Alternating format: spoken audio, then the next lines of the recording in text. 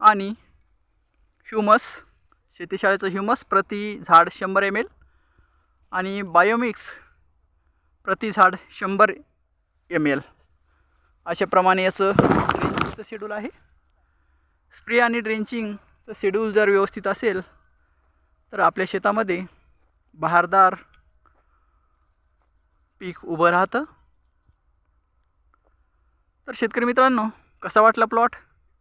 Like, share आणि कमेंटमध्ये सांगा.